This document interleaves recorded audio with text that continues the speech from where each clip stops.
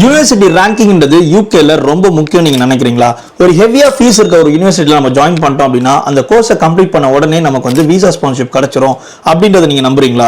Unless அது Cambridge யூனிவர்சிட்டியோ இல்ல Oxford யூனிவர்சிட்டியோ அதை தவிர்த்து சொல்றேன். அப்படின்னா நான் என்னோட எக்ஸ்பீரியன்ஸை சொல்றேன், அதை கேட்டுட்டு திங்க் பண்ணுங்க. நான் யூகேல யூனிவர்சிட்டி ஜாயின் பண்ணும்போது அந்த டைம்ல டைம்ஸ் ஹையர் எஜுகேஷனை பொறுத்த வரைக்கும் என்னோட யூனிவர்சிட்டி ரேங்கிங் டாப் 100ல கூட கிடையாது. இதெல்லாம் தெரிஞ்சுதான் நானுமே ஜாயின் பண்ணேன். பிகாஸ் எனக்கு வேற ஒரு ஐடியா இருந்தது. ஏன் நான் சொல்றேன்னா, நான் யூனிவர்சிட்டி ஜாயின் பண்றதுக்கு முன்னாடி நான் ரிசர்ச் பண்ணதை பொறுத்த வரைக்கும் ஒரு விசா ஸ்பான்சர்ஷிப் ஜாப் எடுத்துட்டு உட்கார்றதுக்கு நமக்கு யூனிவர்சிட்டியோட ரேங்கிங் மட்டும் முக்கியம் கிடையாது, அதை விட இன்னும் அதிகமான விஷயங்களும் நமக்கு ஹெல்ப் பண்ணும் அப்படின்னு தெரிஞ்சுக்கிட்டேன். அதுல நான் சூஸ் பண்ண வே தான் நெட்வொர்க்கிங். ஒரு நெட்வொர்க்கிங் மூலமா நமக்கு நிறைய கான்டாக்ட்ஸ் கிடைக்கும். அந்த கான்டாக்ட்ஸ் எங்கெங்கெல்லாம் ஒர்க் பண்றாங்கன்ற இன்ஃபர்மேஷன் நமக்கு கிடைக்கும். அவங்க கிட்ட இருந்து நமக்கு நிறைய ரெஃபரன்ஸ் கிடைக்கும்.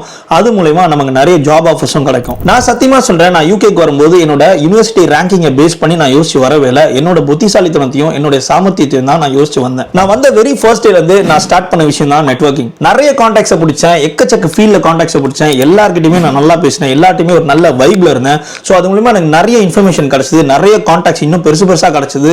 அண்ட் அதுக்கேற்ற மாதிரி எனக்கு நிறைய ஜாப் ஆஃபர்ஸுமே கிடைச்சது.